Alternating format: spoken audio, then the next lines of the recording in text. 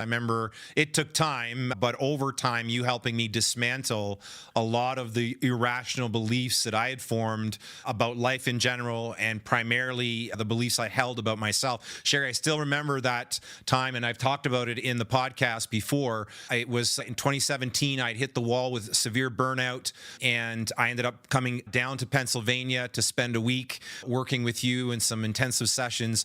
And I had been pretty much shitting on myself for most of those sessions, just really beating myself up. And then I remember we took a break for lunch, and that day, some days we went for lunch together, other days we parted ways and came back together in the afternoon. This was one of those days where we went our own way. And when I come back into the room we were using, beside me now is this chair, this little plastic toy chair that you've placed there. And I dared not ask you what it was doing there. I was like, fuck, I am not asking her what that's about because I know I'm not going to like it. Sure enough, you didn't say anything. We started talking again, and I went right back to saying all those really derogatory things and hurtful things about myself.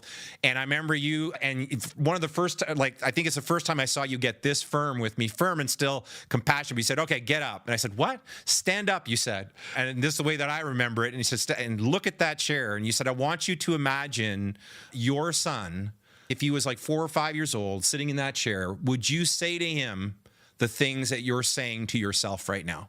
And I remember that hit me like a ton of bricks.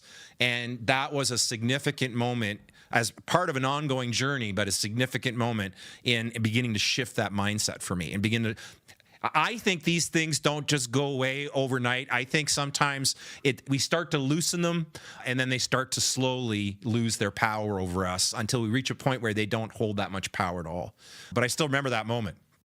Yeah, and Eric, when you said about a minute ago, you said about irrational sentences. That's so important, and that goes back to about when I said 95% of what we think's unconscious, what we think is subconscious or unconscious, we're not aware of those irrational thoughts. I tell people, and I'm very confident in telling people, if I took a room of 20 people off this, had put 20 people off the street in a room, if I spent 20 minutes with you, I bet I can find an irrational sentence that you don't know you're thinking. I bet you think, we tend to think what we're thinking is rational until someone helps us Yeah. take it.